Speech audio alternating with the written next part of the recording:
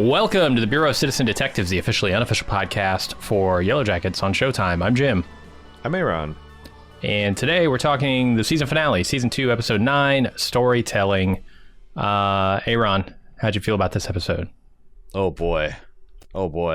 You know, there's a lot that I really liked about this finale, and there's a lot that I really didn't like. A lot that made me wonder how in the hell are they going to continue this plot in season 3 in any kind of the understandable way. And the real unfortunate thing is it's not like, because I saw, it seems like there's a lot of people saying the teenage timeline is still 100% okay. It's the adult timeline, it's bonkers. But I feel like I've got kind of major problems in both timelines. I will say that I don't know that these are fatal problems, because, you know, they are leaving things in, I think, a good and interesting place. They are still finding ways to put shocking deaths into the series, which I think is its hallmark and something they kind of have to keep doing. It'd be kind of really lame if no one important dies between seasons, 1 and 5, right? But boy, that the police showing up to Honey Cult Central and finding one of their detectives shot in a trunk post-mortem, and a middle-aged woman overdosing in the woods, with the leader of this religious institution being institutionalized herself. Like, boy, it feels like a thread a person could pull and just unravel a whole fucking mess.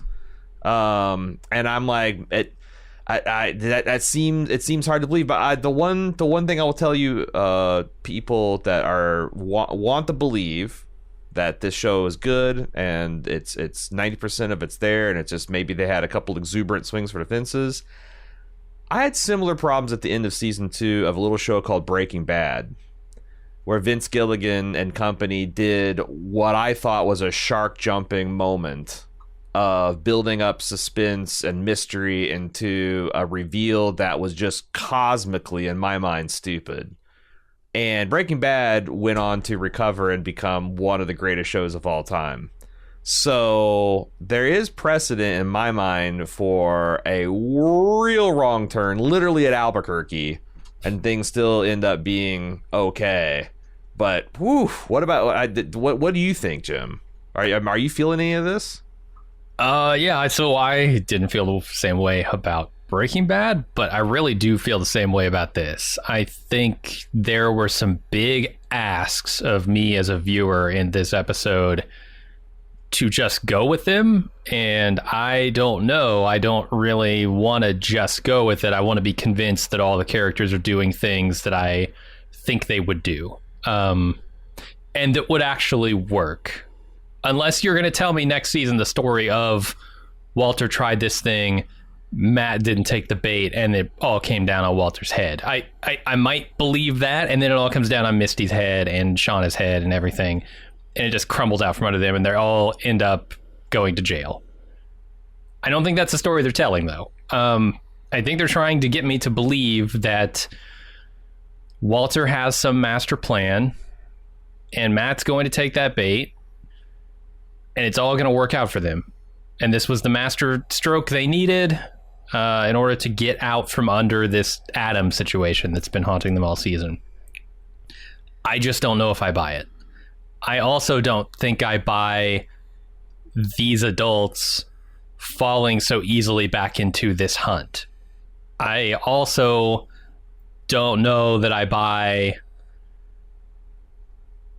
Nat's spiritual conversion as a teen. There's so much here that is like big swings that is only tenuously set up and established and explained that I am really hard pressed to take any of it seriously. It feels like this show is leaning from what we would call prestige over to the pulp side significantly in this finale, and I don't know how I feel about that. Yeah, I do. So here's another possibility. There is another possibility that these women are all insane and none of this stuff is going to hold up to police scrutiny, and they're all going to be in jail. But the adult timeline seems to be happening at a rate to where, like, the first entire season took place in like a week. I think this entire season takes place in a week. It takes a while, even when there's cut and dry evidence, for the cops to show up a lot of times, unless they literally find you with a gun covered in blood at the scene of the body. You know, it's going to take them a while to roll up with the bracelets, especially when you got an idiot like Matt running the show. So, like, it could be that these are all, we understand, fatal errors that are not going to hold up to scrutiny, but it's going to give us enough time for this thing to kind of drunkenly lurch from storyline to storyline in the adult. But, like, but I guess it's like, will actually that be satisfying to see? Like I keep coming back to Lord of the Flies. This is one of the touchstones. Like, they want to be like a gender bent Lord of the Flies. To me, Lord of the Flies is not dominated by, like, is it a supernatural event? It's all a psychological, like, what happens when young boys get taken into the woods with no supervision. They're all easily influenced and peer pressure, and they all kind of still are thinking magically because they're on some levels children. And I think that's like, the Yellowjackets is like, what if the survivors of the Lord of the Flies, you know, had to continue to live mundane lives, and what that looks like. And, like, I could see that all just, you know, you think that they survive, you dodged a bullet, but you just can't, like, it's not that they brought back the wilderness. It's just that they're complex emotional beings, and they're not built to process this kind of crazy shit that happened to them. Mm-hmm. So, like, I think that's super intact, but I increasingly am skeptical that this is what the audience wants. You know, the audience wants the wilderness to be real. The audience are all a bunch of fucking Lotties, it seems to me. They want the wilderness to be real. They want it to be hungry. They want some kind of psychic evil force stalking these kids and these adults. And I just don't know what we're going to get it. And I don't know if the most plausible plot forward seems to be just the women completely unraveling, and maybe only one or two make it out intact, although they're all complicit.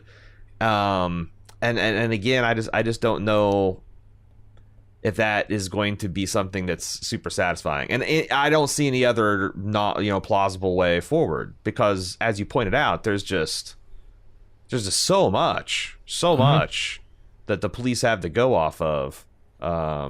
Yeah, and you have to believe, if you want to say, well, this can't all be fixed, then you have to believe that Walter is some kind of super hacker, and he's completely untraceable, able to plant evidence wherever, whenever, against police. I mean, it's small town police. Yeah, I suppose so, but this against isn't in law Manhattan. enforcement nonetheless. This is in Wishkatoshki talk or whatever. I don't know what but I think the thing is, I don't see it. I don't see the way to make the Kevin connection unless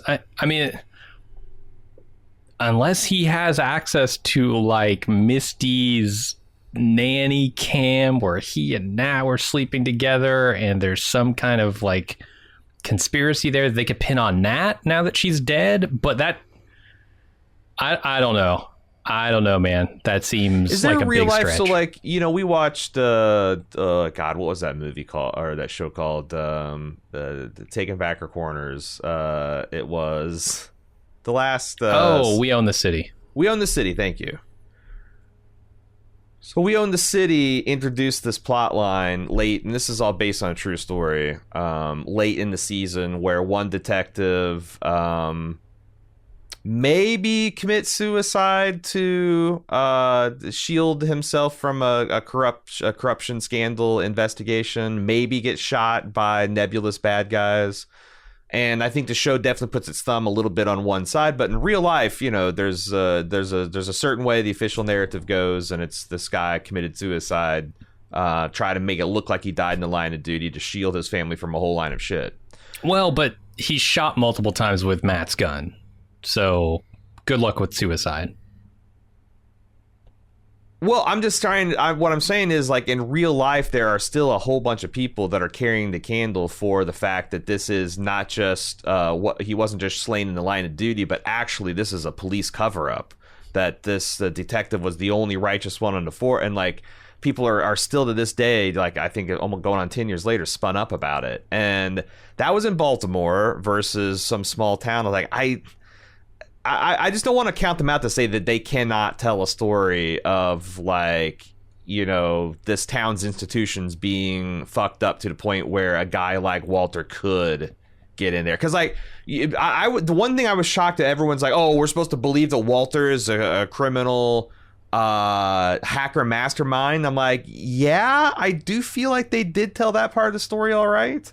Like he's able to hack into financial records, bank records, closed circuit TV thing, like with impunity, and he calls himself Moriarty, like, and he's rich, he's super fucking wealthy. Like, I do think we're supposed to understand that he is a very talented and sophisticated hacker, someone who could buffalo a small town police department. So like, that's not super hard for me to believe. It's just just all the other stuff. It's just like there's so like something bad happened here, and there's no way there's three completely unrelated like homicide / mental breaks going on here that even a small town police department is going to be like, what the? And it looked like there was a sheriff's department there too, because this isn't, you know, you didn't cross a state line, but you definitely crossed county lines, and I don't know, it's a cult that's going to get more scrutiny.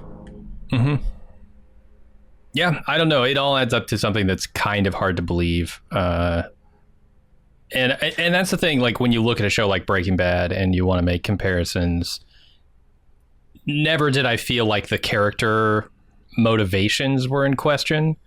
They always had a solid, just like a rock solid foundation for the characters making the choices they made.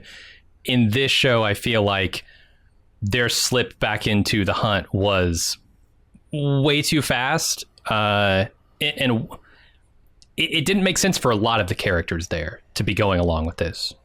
Okay, so I continue to echo everything I said last podcast, that this feels like a weird pacing issue, that this is a weird 9-episode season. Have you seen the conspiracy theory that there is a bonus episode yet to come? Okay, that's interesting. So before the season aired, there was some behind the scenes kind of footage and press reporting that Jason Ritter, which is the real life husband of, I think, Shauna, Melanie Linsky, and that he was going to be doing, he had filmed scenes that he was acting in Yellowjackets. Like they had like, still shots from the set of him being in, and the rumor was that he was going to be playing the man in the cabin, you know, the spirit that Jackie saw, quote unquote. Well, we watched all of season 2 now, and he didn't show up. And we got this weird 9-episode. There's people thinking that there's going to be a bonus episode that's entirely in the prior to the Yellowjackets timeline of whoever was in this cabin, whoever built this cabin, whoever last stayed in this cabin. Do you think there's something to that, or is this massive cope by a grieving television audience that doesn't want to accept that the showrunners got cold feet, that they're given too many answers, and they cut an entire plot line and maybe hobbled an entire season just because they were weirdly rushing this thing to market? What do you think about? Yeah, I think that's absolutely wishful thinking. I don't think that's how TV gets made. And I look back at the which season. part is wishful thinking? That there's a whole bonus episode, or that they cut an entire plot line that might have made there's a some whole of the bonus stuff? episode. There's no way they're going to air another episode after they've already ended the season. That's so I look back at some of the plot lines and how messy they are, and I say, well, they had the chance to fix that by leaving the scenes in. Like the one that really strikes me is what we talked about with the ritual kind of developing out of nowhere, right? Like everybody seems to know the queens are the thing, and like, we don't get to see that scene. They filmed that scene, they never showed it. Are they planning on like going back and jumping through little things like that with this final episode? Did they hold that back, and what purpose would that serve? The secret episode thing, I think, is a non-starter for me. Although I will say that I have been saying for a long, long time that I wish that there was Christmas episodes of my favorite television shows, and I could almost see some fucked up Christmas episode taking place in the first winter of the Yellowjackets, or a Christmas episode about the ghosts of Christmas past. Having said that, like, do you buy this as a theory that this was kind of a messy fucking show and they cut enough out of enough episodes, including Jason Ritter's cabin boy cameo and the women debating how they're going to do the ceremony and all that stuff, that essentially an entire episode got cut out and they had to recut a whole bunch of stuff to that sounds way more like the way TV is made. Well, it is unusual to cut enough that you actually were supposed to do 10 episodes and ended up with 9. Sure, but cutting things out that aren't working for whatever reason is 100% the way TV's made. Keeping an episode secret is not the way TV is done. But they could be changing the game. I don't know.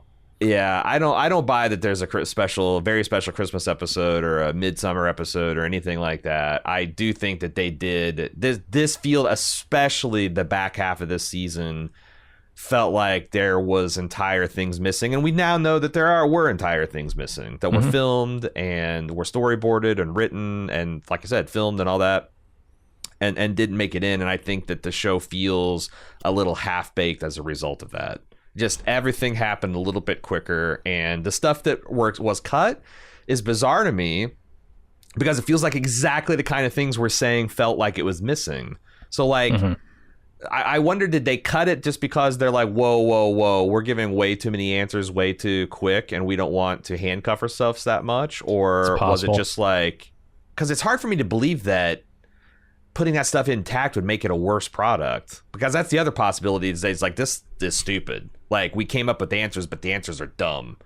So we want to erase them and we'll give ourselves another year to get the girls out of jail, to get the girls doing some kind of crazy occult stuff that makes sense, see what the penalty for refusing the draw is. We'll just rethink all this stuff. We'll have a whole other year. Hell, we got a writer's strike shut down, so we can even go in our corners and spitball more ideas.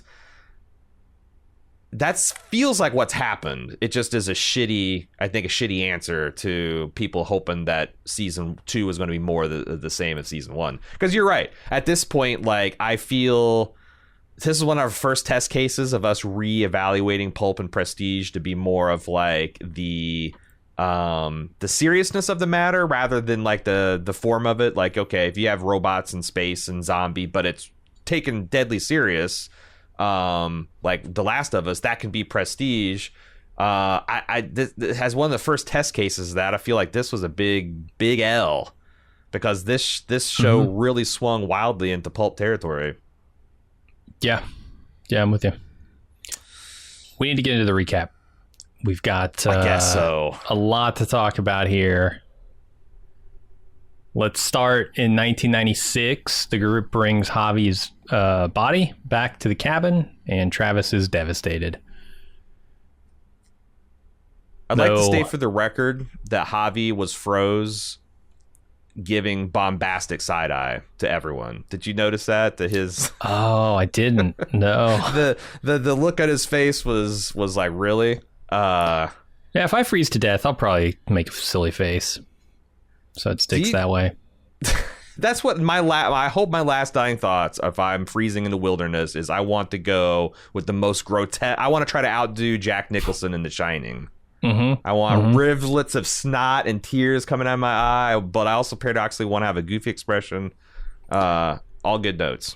Yeah. None of us have a hope of outdoing Jack Nicholson in that department, but we can try. We can wish. We can try. It's a bonkers scene, like Travis turning around and seeing Nat and being excited, and then his brother strung up like a Han Solo on Endor. I always think it's fucked up when you see people strung up like game, you know? Oh yeah, and this was in the preview. It's amazing that they waited till the very end of the season to get to this. And they did a great job of hiding who it was, right? They show basically the bottom of a shoe in that preview shot. And it's the same shot here. And now that we know it's Javi, it's like, oh, of course. But yeah, pretty fucked up. And that's the thing I like about this episode, I guess, is how fucked up it kind of gets. And this is the beginning of it. Yeah. Yeah, you mentioned like how fast people moved and changed sides. What did you think of Natalie? You know, she's the one that explains what happened. It wasn't like Misty running forward and saying a bunch of mess. It was her being like, it happened so fast, which made me think that she was going to go with the mud, but then she goes with the wilderness chose. Yeah, kind of weird for Nat, I think. There was nothing particularly wildernessy about the way that Javi died, in my opinion. Like, he fell through some ice, he froze to death because you didn't save him. That's not very wildernessy. That's more Nat made a rational choice given the circumstances to save her own life. I feel like team rationality has gotten a real shot in the arm the last two episodes, because it does seem like the simplest explanation is becoming that these girls are using the wilderness to excuse the things that they're trying to do to survive. We saw like Nat just did it in real time. Nat didn't believe the fucking wilderness chose shit. She definitely felt a personal responsibility for allowing this crazy thing to happen, and now she's coming back and being like, oh, that's the wilderness that did it, because she can't own up to the fact that she let Javi die, and she knows Travis will buy it because he's down deep with the sickness. So is she by the end of the episode, which it's one of the things that's hard to understand, but we'll get there. Yeah, I have some ideas about it though. Okay.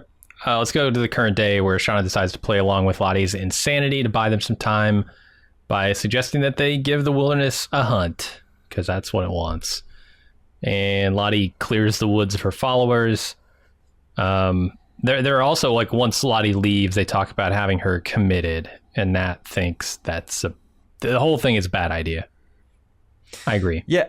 It's when the scene started, I'm like, oh my god, this show is just like going to jump the shark, because like everybody's going to be like, yeah, hunt, oh god, it's been 25 years, oh, that'll be so much fun.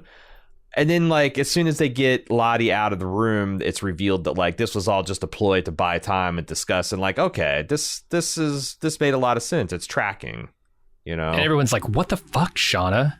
They're pretty violently opposed to this, which does not jive with what I see later in the episode. So I watched this episode 3 times because I want to give particular interest after I saw the first one. It's like, okay, what, because this all hinges on Van. Van is the fulcrum where the women go from like, let's humor Lottie and get a psych team down here to take her down and take her back to Switzerland, to like, actually, you know what, hunt, not the worst idea we've heard.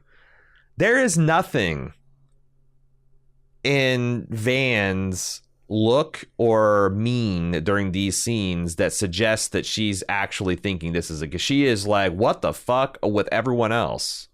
And like, completely, it doesn't really change until she puts Ty up to the phone call. And I guess, is that fair? Because like Van was one of the earliest converts. Like I thought this at the end of last season, that like, okay, I see one of the last scenes we saw last season was Lottie at the altar offering worship, and her 2 acolytes, Misty and Van, were there. Misty made a lot of sense, but Van is like, what the fuck? She came out of nowhere.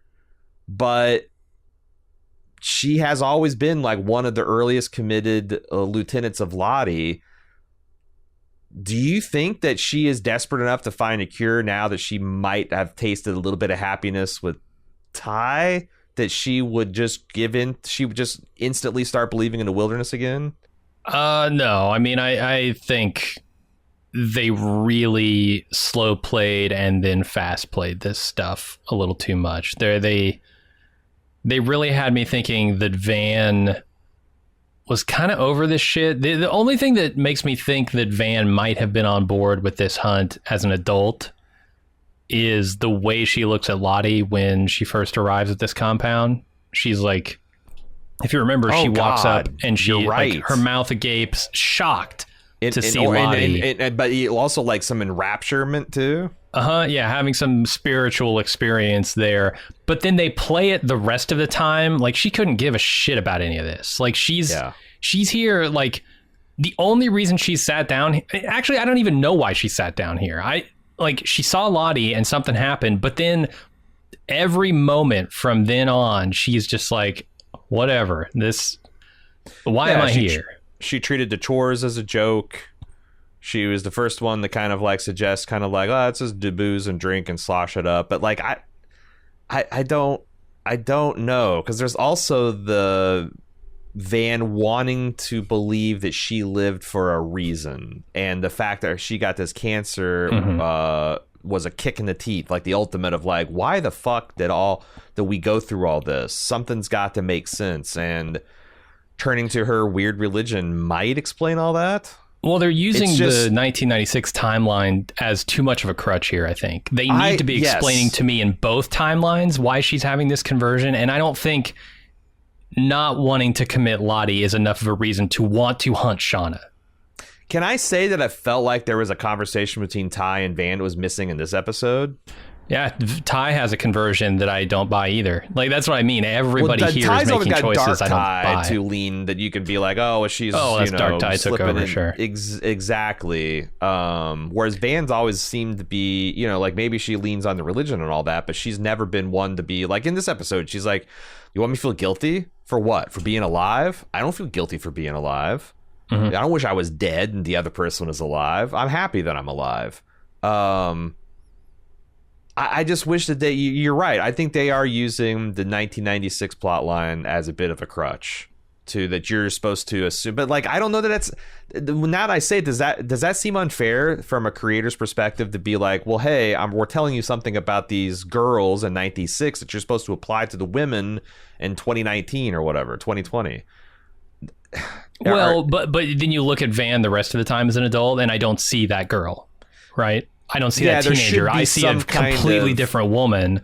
Right. So now you have to get me there as an adult too. And you can use the things we know about her as a teenager to do it, but you also have to do it. You can't just say she was a teen like this, so maybe she might be that still. What if the showrunners came back and said, well, we're telling you about these metaphors of the mask. You're supposed to understand that Van has wore the civilized mask for 25 years. And now between the cancer and the crazy coincidence of all of these women being together and just that she's redonning her wilderness mask or taking off her civilization mask. That's fine. Tell me that story. I don't think they did. They told me a story of someone who was concerned for their friend and didn't want to commit them. They didn't tell me the story of somebody who was excited to get back into the hunt. And follow this woman. I agree. Like there's some people that you see a scene like if there's a person who gives a person a rifle and it's like, here's a gun, defend this thing with the gun. You're like, okay, it's got a rifle, all that stuff. What if you saw the person conspicuously handing the character the pieces to a rifle? It's like been field stripped. It's all the springs and firing pins are all just, it's just it's like, here, take this gun and defend it. And the next scene you saw them shooting it. Now you could get there and be like, well, maybe that person was in the military and they knew how to field strip a rifle and they were able to put it back together and all that kind of like, but like, do I give the creator credit for just showing the pieces and then the final thing? Or do I actually want to see like the person being like, oh, this reminds me of being in boot camp and they put the symbol. I don't know. I don't like, because like I'm a big proponent of like showing, not telling, and don't hold the viewer's hand. But like it does feel like a bit of creative malpractice to leave that many dots for people to connect. Yeah, that's how I felt about it for sure. All right. I'm just trying to get, because I'm trying to give the arguments I'm seeing for people that are like, because like a lot of times what I'm getting is like, well, you don't appreciate patient storytelling, and you don't know how to you don't know how to interpret media, and your media literacy is low. And I'm like, I flatter myself to think that that's not true in my case. Like, I don't get everything, sure, but I'm pretty game to get stuff, and I feel like this is, I don't know, it's definitely off the sweet spot of hand holding versus fuck you, find your own map, you know. Yeah, I think there's a lot of stuff in this finale that's disjointed, and it's a problem. Also, problem. that's the other thing is this doesn't feel like a creative technique.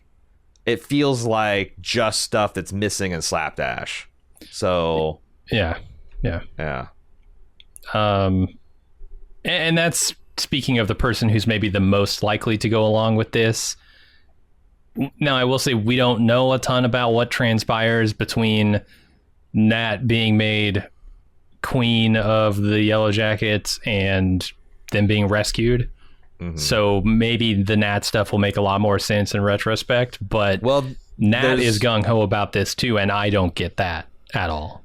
The one thing that I keep in mind is multiple Yellowjackets have attributed their survival to Nat. Like, we wouldn't have got through that second winter without Nat. Oh, without Nat's leadership, we wouldn't. That's one of the reasons that they're so generous. Like, Misty follows Nat especially and like looks after her. The reason Ty paid for her rehab, like, they feel uniquely indebted to Nat. And now that we see she's become the Antler Queen, quote unquote, whatever, like, that makes a lot of more sense. But clearly there is some things that she's going to do that get her a fair amount of appreciation on into these women's adulthood. So I am curious to see like what Nat looks like as the leader, because she's an unlikely choice. Yeah, me too. Mm-hmm. Very unlikely. The most unlikely. I didn't think Shauna was the likely choice either, but we'll talk about that, I guess, when we get there. All right, let's go back to 1996, where Misty tells Lottie that they did some crazy ritual and the wilderness chose Javi. Lottie says she never wanted this to happen. Misty tells her, look, you started this, and get with the program.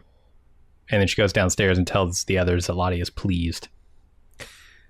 Here again, I feel like us Team Rational's eaten well, because this is a clear case of like the person who listens to the wilderness most saying this is fucked up, and someone else just rewriting reality. Misty being like, well, this is the way it is now, because why? Who the fuck appointed Misty to be head of anything? Like, is she the shadow smart of her queen? Though? Nobody appointed her, certainly. They've all asked her to kind of be there when they can't handle things, and I think she's done a great job with that. Leaving aside all the horrible things she's done. This is probably the most rational and reasonable thing to do in this situation is, look, you've talked these people into making this horrible decision to save their lives. Don't go making them feel bad about it. That's right on. That's absolutely right on. Lottie can't come downstairs and be like, you're all heretics. You did a horrible thing. You shouldn't have killed Javi. Oh my God, what are you eating? She can't do that because, she brought them to this place. Did Lottie intentionally pick Nat because she knows Nat is the one that doesn't believe it, and she was hoping that would, edge things? Because if she makes Misty the leader, that's clearly the worst choice one could make. She sees a dark totally. Ty has the dark, like, she's doing sleepwalking crazy shit. Van went along with this way, like, she's like, by process of elimination. Shauna almost killed me last episode. It can't be her. By process, they just end up with Nat. Because I did wonder if she was trying to put the brakes on this by selecting Nat. That's what it feels like, right? But unfortunately, in exact the same way that we thought it would work with Shauna, where it's like, well, she will like Lottie subconsciously knows the right way to manipulate people or the right leverage. Giving all of this responsibility and a power to Natalie is the thing that will co-opt her. And again, I at this point, I think Lottie's trying to pump the brakes, but like it's too far gone. The brakes are gone. No one can operate them, and somehow it's going to suck Nat in too. Yeah, I can't tell how much of it is Lottie actively like trying to pump the brakes and how much is her genuinely not feeling the connection to the wilderness anymore. Like, she doesn't understand what's going on. If she's like thinking, I didn't mean for any of this to happen, she might just have lost her connection to it, either temporarily or whatever. But well, it's hard to say. Also, a lot of mental illness kind of comes and goes in waves. It's not like you are, at an 11 all the time. You kind of like wax and wane with like your body chemistry and natural cycle, especially like things like bipolar and whatnot. I wonder if this is just like Lottie coming out of one of these deliriums, religious fervors, schizophrenic breaks, whatever it is, and she's like thinking better of it, you know? Yeah, could be. But like tomorrow she might be full on, Antler Queen again. Yeah, she might also be just trying to absolve herself of the guilt and responsibility of like getting more of them killed, eating more of them. Yeah. When she says, I thought it wanted what's best, that could be her obliquely referring to herself in the third person. Like, I was just wanting the best, and like, oh my God, look, I was... Yeah. And I guess she had no part in developing these rituals, right? It was all the other girls, so... Right, and she was horrified by it, and then Misty comes and, as the mouth of God, says the opposite. She's pleased, and she's glad the wilderness chose this and all that. It's... I was really hoping that they'd keep Lottie bedridden for a while longer, because I love that idea that Misty would be the mouthpiece, the what is it, Rita for the Rajneeshi cult or whatever. Are you talking about the Batshit Valley documentary now? Yeah. That's exactly what I thought too. Yeah, she could totally be the Rita. I would have loved that, but they kind of just like play that card and then move on, and that could have been fun for an episode or two. Yeah. Again, pacing. Yeah. So Shauna gets to the gruesome work of chopping up Javi. She has to cover her eyes to do it. We get a lot more bad fake snow. My God, it's so bad. This is interesting. Shauna has to cover her eyes in order to cut up Javi. I don't know how that really helps, because she's like feeling him up, looking for the jugular. Yeah, if you told Javi before this trip, hey dude, you're gonna get the second base with the girl, he'd be happy until he found out that, here's the thing, you're gonna be a corpse and the woman's gonna be touching your breast. Yeah, and about to cut you open. Yeah, and about to gut you like and eat your fucking Christmas goose. entrails. Yeah. This table is not meant to accommodate Javi. I don't know. He's grown so much apparently in the off season that the table won't fit in. This must be why they call it long pork, right? Because it won't fit on the butchering table. Right. The way the legs, they don't tuck up underneath like you want them to.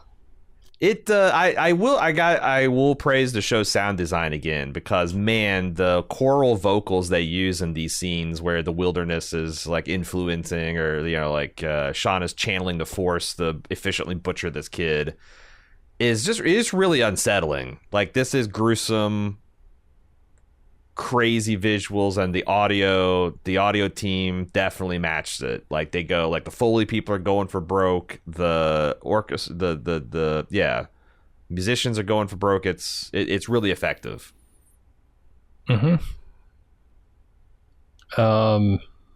Nat gives Javi a little modesty too, throws a towel over his crotch. I thought that was interesting. Yeah, it makes sense. It shows like there's like some vestige of like propriety that they're, like Nat's trying to maintain, which will be interesting with her being the leader. That's especially when they use it in a soup later too. Like, you're really that worried about modesty when you're, I don't know, cooking it up in a pot. I just, man, every time I keep coming back to thinking that Nat is potentially the leader during the craziest of the Antler Queen shit. My brain kind of blue screens, because it's hard. It's hard for me to swallow that the most rational of them. But I keep remembering they're all 17 or 18. I'm thinking if they're 17 or 18 of like me and my friend group out in the woods, like hardly none of us believe in ghosts at the beginning. But like if we're stuck there, like, I don't know, maybe like kids are really susceptible, and they're only a couple years removed from the completely magical thinking of youth. It might be easy to get them back on that. I'm trying to give the show as much benefit of the doubt as I can, but it's really hard for me. Just like I'm like Coach Ben, like, oh God, not you too, Natalie. Yeah, and I'm mostly with it there. I think the Nat stuff could get interesting, and I could see it certainly. They're all starving, right? That's always a part of it. So yeah, I guess we'll just see where they go with it. But it's okay so far. Let's go back to the current day. Misty sneaks into Lottie's office and finds her meds, Well, Lottie's med's in her phone. Walter sneaks in and finds her there, and he says, "I'm here to help." And this scene mostly it sets Walter's arrival, but it also sets how Lisa gets the gun, because she forces this lock open. It's just broken, which Lottie will note with amusement later on. And yeah, Lisa ends up with it. Yeah, and I'm super excited when Walter shows up, because Walter is maybe the best part of this entire episode for me. He might be threatening to be the best part of the season. He could, yeah. Especially him and Misty together. That's always great. It's been a lot of fun. Van and Ty make masks for the hunt. Van tries to convince Ty that Lottie isn't sick and that they can help her rather than have her committed. I think there's a pretty strong argument from Van that works almost exclusively on Ty. I was about to say. Yeah, would it help for you to be locked up, you know? Yeah. Of course, Ty has to say, no, I don't want to be locked up. Well, that's exactly how Lottie feels, I'm sure. That's the interesting thing about Ty is her adult Ty plays like, God damn, can you believe how crazy Lottie is when she is the sleepwalking, demon-possessed, animal sacrificing, I think it's very effective for Van to turn that back around on her. Like, well, and I'm with Van here. Lottie needs help, then you do too. And what do you need? Yeah. Do you need to be locked up in a fucking institution? Is that what help looks like for you? There's still no evidence that Van is down with the woo-woo. No. And even this scene, because I'm scrutinizing everyone. It's like, when do you change? When do you change? When does this all come around? And I get wanting to help your friend by some other means than locking them up. That's cool. I have no problem with Van not wanting to lock up Lottie. Yeah, it's like, yeah, because, like, you know, we all are aware of what happens on, you know, psych emergency calls, and it just seems like it's a bad deal. And if there's at all a way you could avoid throwing your friend through into the system and perhaps having police show up and shoot them, you'd want to do that, right? But yeah. Especially with what they've shown us of Lottie's time in there, you know, the glimpses we've gotten have been pretty bad. Yeah, and these women all do have a bond, and they do care for each other. Even you know, to some extent, Misty, you know, is the most odd one out, but they all value it. They do call her when they need her, you know. Yeah, totally. The other Yellowjackets are preparing the deck of cards, and Shauna is dulling the knives, which I don't know how that helps you. Like, it's weird. Shauna is preparing for, I don't know, I guess Shauna is trying to protect Lottie in this scene, but I don't know how. I guess it just buys you more time, right? Like, you can go further into the ritual without actually completing it. Yeah, that's what I got, is that there's a really nebulous about, like, how long is it going to take until these people show up, and, you know, if they do show up and it becomes clear to Lottie they're going to take her, is she going to try to grab a knife and do something crazy? Like, let's just blunt every knife and try to get, and it hilariously kind of backfires, because Lottie, of course, brings her own fucking Rambo knife to the proceeding that I'm pretty sure is not blunted. But it feels like, you know, like, Shauna seems like she's a planner. It just feels like a plan that she would do. Yeah. Yeah, the thing is, they could have an infinite amount of time if they just said, we're not doing this. Well, you know, like, Shauna comes up with this improvised plan to not even make Lottie feel like she's crazy, I guess. I think it's because they're worried that Lottie will hurt herself. Because, like, Lottie was this close. Like, I think it's important to remember the reason that Shauna blurted out, let's just give her the hunt, is like that Lottie had picked up a glass and was about to swig it. But there were four of them and one Lottie. I would think they could just call the authorities and sit with her until they got there. Right. They don't have to pretend to be doing a ritual, right? Like, that's the other thing is, I guess it's like you got Lottie in a full-blown psychotic break. Would you rather channel her energy into something that you feel like you can control and it's her idea and she's going to be happy to do it, or do you want to like cause a whole bunch of static and have her act out or get violent and have to hurt her, or maybe she hurts herself or others? Like I feel like, look, it's insane, but it's like one of the more defensible things to kind of like go with the flow, especially given these women's backgrounds, you know. I don't know. Yeah, maybe. If you really just like don't want to hurt your friend's feelings until the authorities show up and take her away. No, I'm not talking about her feelings, dude. I'm talking about her body.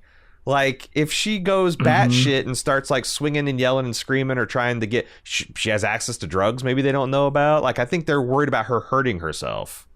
But then they totally abandon her. Like Nat and Shauna are over here doing their own thing, prepping. She could be out there doing God knows what.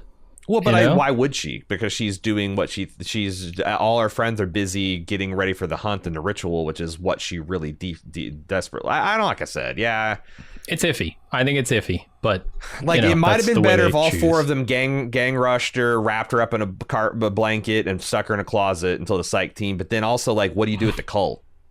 Like, does the purple people rise against you if you start doing that?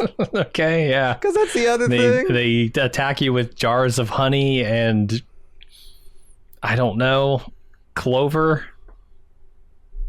That's when she executes Order 66, the kill code.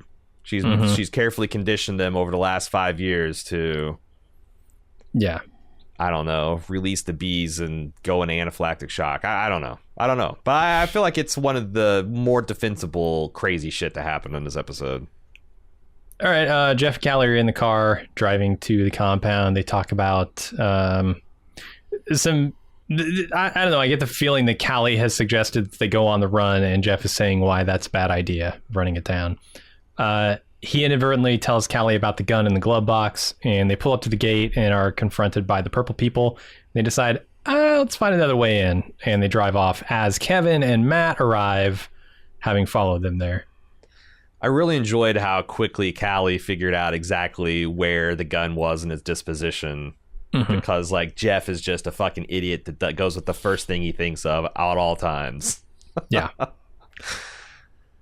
Yeah, and you're going there. I kind of think you would maybe want to bring a gun with you, but you also want to keep it hidden. Yeah. It's a pretty obvious place, though. Why the fuck does Jeff Google himself? He works for like an Ashley's Furniture in a small town in New Jersey. What is he expecting here? I assume it's vanity. I mean, what? Right. I don't know.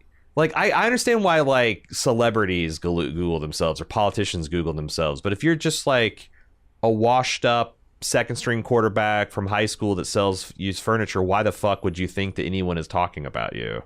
He's probably got, like, a lot of nudes out there that he's just making sure have not gone wide yet. Okay. Jeff's got a lot of nudes. A lot of nudes. Strawberry Lube is just... slinging a schlong everywhere. Yeah, well, maybe he didn't take them, you know? Oh, God.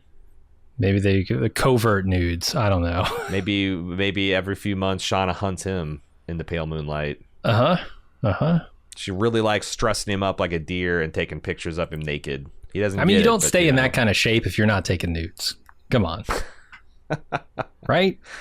I guess. I'm just thinking, like, I just think these sad Google search sessions where, like, you know, Jeff, like, he spent weeks putting off the curiosity, fighting off the hunger, and then he goes and 0 results. You know? Oh, no, he's hoping the nudes will get out there. He's looking for his big break.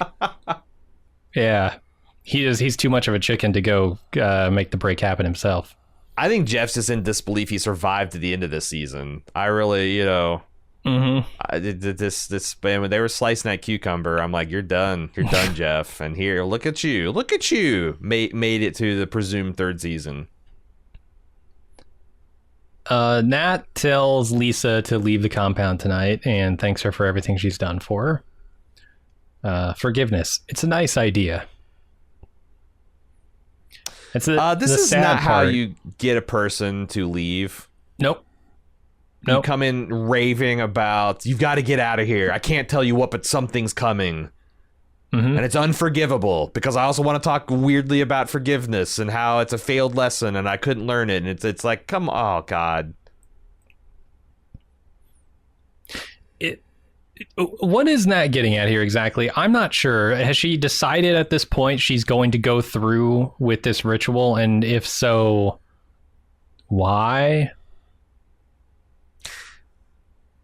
Yeah, why is she giving at least an extra special warning to like get out because something is bad? Like, you're right. This implies that Nat has kind of already decided to make it real and things are going to get fucked up. Maybe, or it might imply that, but I you know, guess if Lottie is hauled away tonight, the cult is going to crumble and she wants to give her a way forward, right? Like, you don't need these people.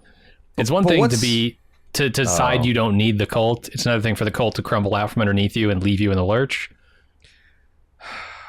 Is there any way to say that better? Like, I feel like that's better off just having a regular conversation, being like, you know, I know I haven't known you very long, but you strike me as a really strong, capable woman, and you know, you probably doesn't feel that way because your mom and dad browbeat your whole life, but you know, and just like, rather than go up and, you know, like you just seen a ghost and talking all this mess, because this is designed to make a person freak out and overreact. Yeah. In Nat's mind, she thinks she's setting Lisa free here, but what she's really doing is, causing her to be very curious and suspicious. Yeah. So I don't know. I don't know what's going through Nat's head here, honestly. But I will say that Juliette Lewis is nailing the young Nat vibe in this scene. Like, the way she says it's a nice idea. It, like, I feel like I'm seeing the teenage version of her on screen. Agreed. Then we go back to 96, where Coach arrives back at the cabin. He's excited about the fresh meat that Shauna is cutting up until he realizes it's Javi. He turns to leave. He runs into teenage Nat. Coach tells Nat that he knows where Javi was hiding and invites her to go hide there with him.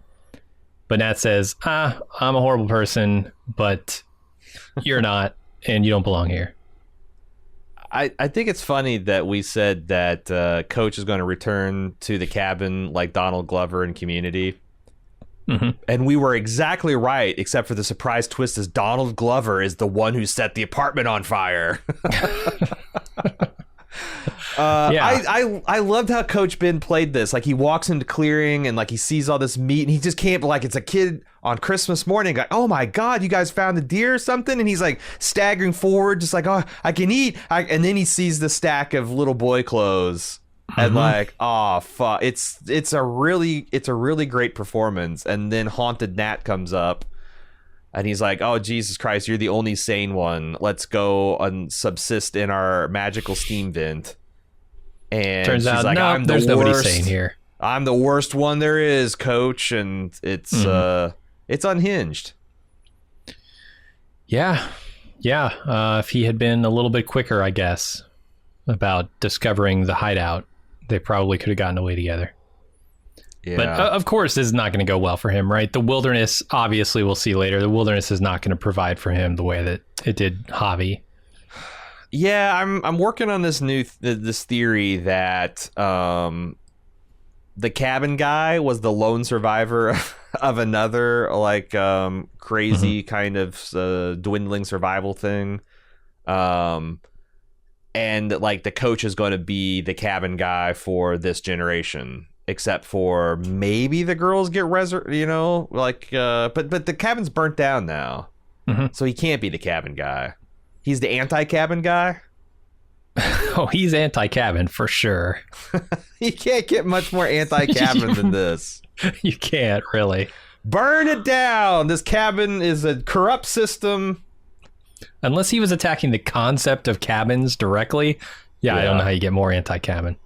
Let me ask you this. When do you think he got the idea to burn the cabin down? Because I have I think the show gives us that information. Yeah, I think it's when he sees Nat being appointed the new leader. Yeah, I think he came to that cabin just to steal an axe and some matches. But when he saw Nat, like, being not just, like at the center of this crazy shit, it broke him. Mm-hmm. So Travis is feeling pretty awful about his brother's death, but Van says, "Hey man, we're just surviving. We're JSSing out here." She tells Travis to let Javi save him by eating his body. Yeah, I thought it's interesting. We talked about how the young Nat, old Nat are like mirroring each other. I thought this was a weird in reverse, that the younger Nat, or the younger Van, did an uncanny job of channeling Lauren Ambrose when she's like, "I don't feel guilty. I'm glad I'm alive. Let your brother save you." Like, that seemed like is an eerily similar performance that you're getting from the older Van. Mm-hmm.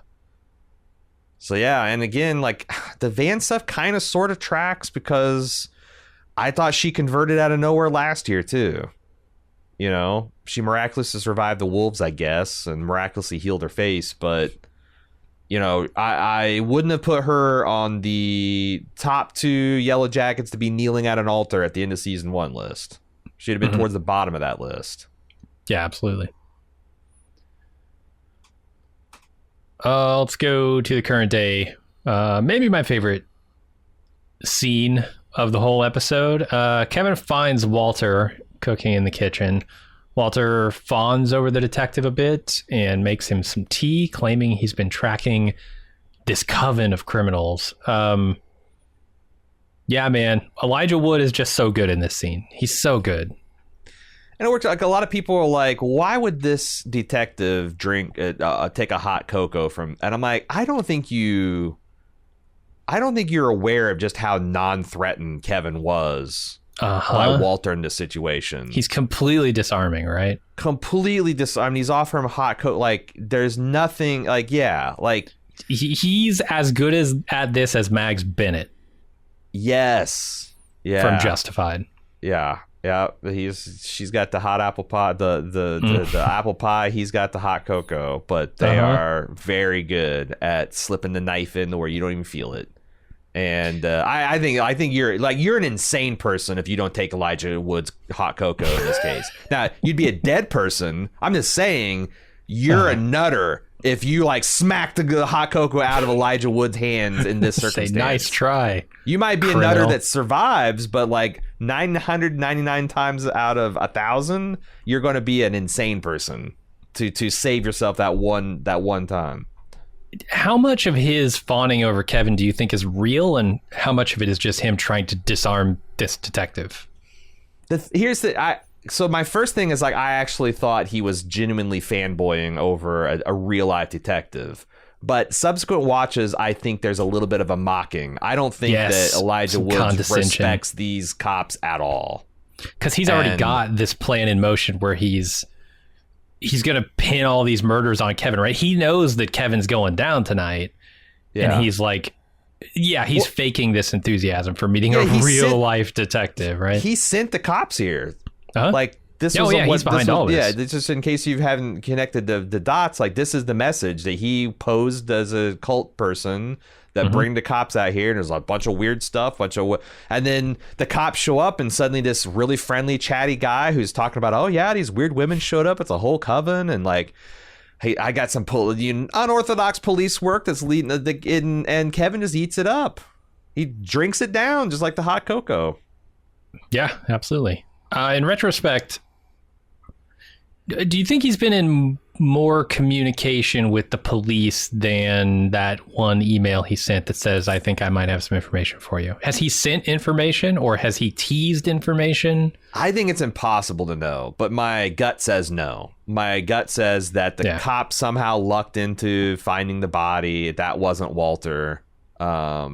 And that I don't think Walter even had a thought of revenging himself against Misty. I don't think he thought it was that deep, or to the extent that he's Moriarty. Maybe I don't know. He's still a mysterious guy that we don't know much about and has a lot of mysterious motivations. But shit, I wonder if he hasn't sent some information that might link one of the cops. And maybe it's ambiguous enough that either Kevin or Matt could be implicated here. But that would make some sense. You think he's got he's got a fragment of the truth that looks bad to one of these guys. I wonder if that's true of almost anybody. Like if you can't find something, if you had unfettered access to the average person's email and texts, could you dive through that to find something that they would be like? Maybe it's all in their head, but they'd be so mortified it would get out that you could lean on them. Yeah, I mean, unless you're Mr. Rogers, sure, probably. Right, I would think so. Everybody's got their secrets. It's the psychological. It's the deep, dark psychological version of saying a guy's got weird balls. Like everyone's got some kind of skeleton buried in their closet, and if you just imply that you know it, then they're gonna. And it might not be murder. It might not even be anything anybody would care about, but it's something that you feel. Yeah, you want to keep secret. Or it might be a limit, like if you're cheating on your husband or wife, it's like your small family cares a lot, but like the world at large doesn't give a shit. Right. So it's like you can be things like that. Yeah. So I don't know. I really love this scene. And then Callie and Jeff sneak into the compound where they see Kevin and Walter talking through the window. Jeff sends Callie to go find her mom, and then he goes inside where he does a tearful false confession to Kevin that he killed Adam. Fortunately for him, Kevin collapses before he can arrest Jeff from the poison tea. And Walter introduces himself and has Jeff help him move the body. How much layer of bullshit is Elijah Wood's Walter operating on? When he says, ooh, that's surprisingly fast acting, I don't buy that. I think Walter knew exactly how fast that would act. But I think that he's constantly just putting out a stream of misinformation so that people underestimate him. And he does this up to and including Misty as well. I will say they need something to differentiate him and Misty. It would be nice if she knew about the chemicals that you could use, the methods for killing people, and he was the hacker. She's got that literal medical training, yeah. Right. That would be nice, but yeah, I tend to think he knew it would act fairly quickly, if not exactly this fast.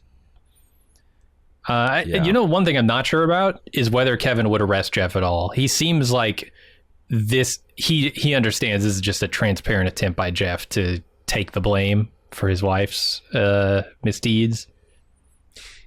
Yeah, I wondered that too. Like, would the average cop care? Like, or not? It cares not, because I think the average cop would care if they put the wrong person away, and more to like if there's a murder out in the streets. But like, would the average cop, like, that doesn't know them personally, if the husband comes up and does a tearful confession, like, that might be surprising to them. But it's like, oh, also this is another standard. They've seen it a dozen times, right? Yeah, exactly. That's what I was trying to get at. Exactly. But like the fact that he knows Jeff, I think makes it uniquely kind of like, yeah, I don't buy it. Yeah. It really came across as like, just stop, Jeff. I'm not buying any of this. But on the other hand, like if Jeff insists and they don't have any other, like, I wonder if you would have to kind of be like, well, like, I think this is bullshit, but if on the 10% chance I'm wrong, I let this guy go free and he kills again, and then what? Like, I don't know. But I mean, obviously, who cares? Because Kevin's dead. Maybe the best line in this whole episode is in this scene where he and Jeff and Callie are sneaking up, and they're kind of bickering back and forth about like blame, and because Jeff started this whole thing with the blackmail stuff, right? Right. And I forget what Callie says, but Jeff's response is to say the American family is crumbling. Callie, you try making a living in sectionals. I thought that was a hilarious line. It's really funny. Yeah. And why do you have to keep selling sectionals, man? You're a furniture store, but sell recliners, sell lazy boys. I don't know. Maybe sectionals are the last thing that you got good margins on.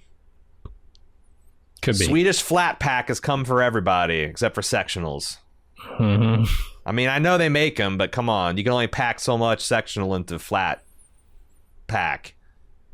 Sure. Sounds reasonable. I don't know.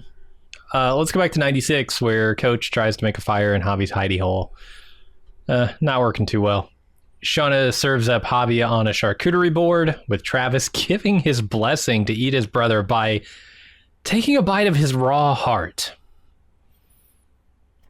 This is significantly more fucked up than I expected.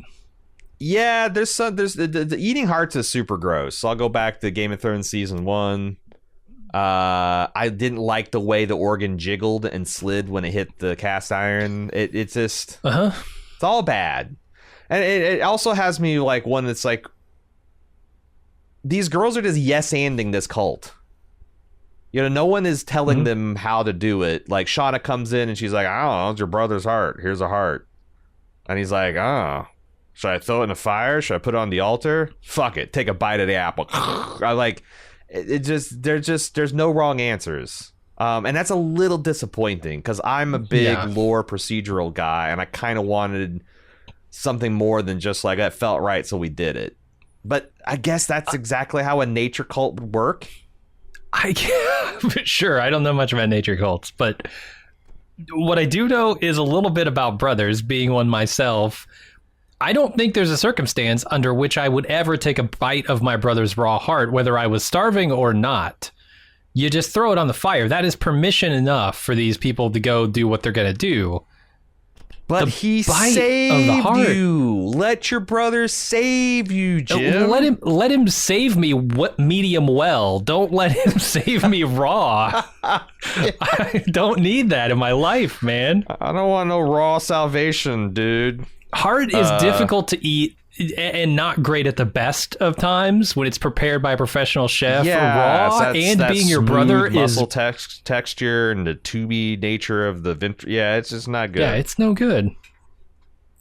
I feel like they always make hearts a little too easy to bite into as well.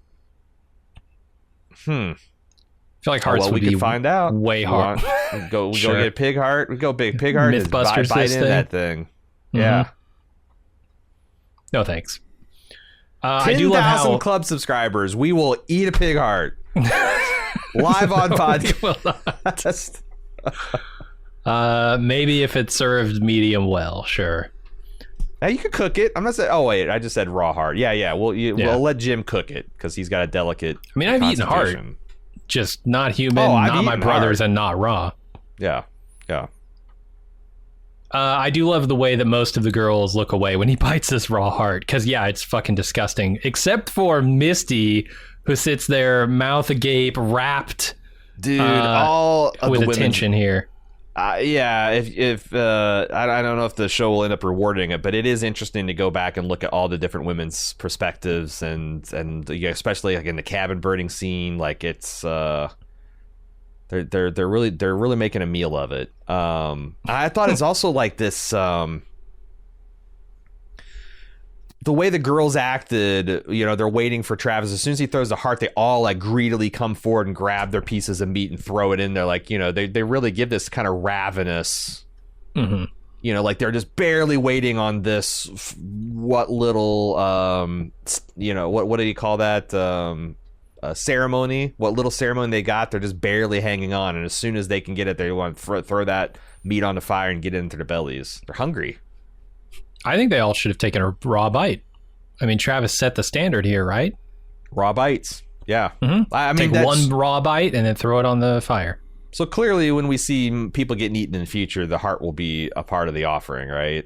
Gotta be. Yeah. You can't go backwards in terms of pomp and circumstance. All right. Misty takes some sauteed hobby up to Lottie. She's reluctant to eat, but Misty orders her to eat, and she does. Really, it's interesting. They're still like, this is the last time I can remember someone. The last time in a long time, someone like appealed to the sins of the team. Like I think like the last time this happened was like Jackie back in season 1, but. I thought it was a weird thing for Misty to do. Yeah. I mean, they're a team of sorts. Current day, Lottie listens to The Wilderness. Ty calls off the crisis team, kind of at Van's behest, that was coming to get Lottie. And the Yellowjackets gather around the fire to start the ceremony. I really like the song that they use. This is Leonard Cohen, Buffy St. Marie, God is alive, magic is afoot. There's such a like disjointed, jumbled mess at the beginning of this song that really feels like what might be going through Lottie's head. Yeah, and this magic is alive stuff, and magic is afoot. All the nouns and verbs and prepositions get shifted around. Where God's afoot and magic is alive. It is. I've never heard this song before. I haven't either. And it's a good choice. They had a lot of good song pulls throughout this, like the opening up the episode of the zombie. They had Sad But True cover by Saint Vincent, Sad But True cover of Metallica. I mean, that's the one thing that hasn't slipped in this show. If you think some of the the plotting, some of the other stuff is like the music choices, the music direction is still top notch. Yeah, and they use it well too. I think in the scenes where they need it, they pick a perfect vibe for the scene, like that Radiohead, Street Spirit or what, Fade Out. That's one of my favorite Radiohead songs, and it's used really well in this episode. Yeah. It's something. It's like, and like Lottie like really is kind of coming to her own in the present. She's like fully coming into her antler queen. She's like just like almost in a state of religious ecstasy as this song is playing. And like, I thought it's interesting how she notices that her cabinet is forced, and I think she even notices that the gun is gone. I didn't put that in my notes, so I'm not sure about that. But she definitely notices that her cabinet's been forced open, and she looks at it, and she kind of laughs and smiles. Like, oh, this is the wilderness. Wilderness playing a Joker card again. I thought that was interesting. Yeah, it could be because the gun is gone. She might assume one of the women took it for the hunt. I don't know. It's definitely that it's been forced and the lock no longer works. And there again, it's like, is it the wilderness? The wilderness is us, because this implies that Lottie could have been like, oh, wait a second, what the fuck is happening? But she doesn't, because she just assumes this is just more, wilderness changing the rules on them. Did you notice Lottie? Sorry, not Lottie. Nat, maybe tucking something up her sleeve here. It's like a semi-conspicuous shot of her kind of doing something with her right hand here, and it looked like she was tucking something up her sleeve, but it never comes to anything in this episode. So shit. Maybe not. I might be crazy. I didn't notice that. I went back and looked at this just now. She's tucking a knife in her sleeve. Presumably a still sharp one. Probably, yeah. So does that imply that Nat was showing up here to kill Lottie? Or whoever drew the queen? This makes a lot more sense about her, explaining to Lisa she has to get out of there because she knew something was going to... She was also on the planned no sight call. I don't think she was going to tell Van or Ty about it, but yeah, she was going to do... God. Yeah, I mean... Or did she want to go through with the hunt? Yeah, that's what I assume. Which sort of tracks, but maybe... I don't know, maybe they needed the part where she realized they brought the darkness back with them closer to this episode. Because she's had a whole episode to just kind of hang out and rethink things. Well, it also recontextualized. Now that we know that she was made the leader, of course, I don't know. Like, there's also the idea that in the spring, the queens do battle for supremacy, and they've already set up some jealousy and some rivalries on that too. But like, knowing that Natalie is the leader and that several post Yellowjackets this season last have credit her uniquely as with their survival. I mean, maybe she felt an obligation to finish what was started in some way. Are we ever going to see one of these rituals that results in the person who drew the queen dying? Dude, I don't know. So far we're 0 for 2 with that, and we're running out of test cases. There's only 3 plausible people that can be killed, and that's one of the unfortunate things about the show is literally no one cares about them. Yeah, I mean, in the teenage timeline, they have a lot more queens they could pull, but like, I don't know. Is this part of the joke is going to be that like the wilderness never picks the person who drew the queen? And in that case, why the hell do they keep doing it? Right. It's like one of those things like the will. It's like, I've often told people, it's like if you got two different options and you're just on the horns of dilemma, flip a coin. Mm-hmm. And then if you'll know the second you see the result, you'll either feel like, oh, good, or you'll feel a little disappointed, and that'll tell you like what you secretly wanted the whole time. That's the wilderness. They do the card thing to be like, okay, fine, eat Mari. I'm not feeling a Mari. The pink hat girl's over there. She's looking pretty tasty, though. Exactly. Yeah. I think it's one of that. It's wilderness just trying to like, just see how we feel. Mm-hmm. Okay. So Callie's looking for her mom when Matt finds her, and she considers shooting him, but he gets a fake phone call from Kevin, which is actually from Walter. Walter and Jeff toss Kevin's phone into the trunk of the cop car and run off. When did he record this? When did Kevin say, "What the fuck you doing"? That's...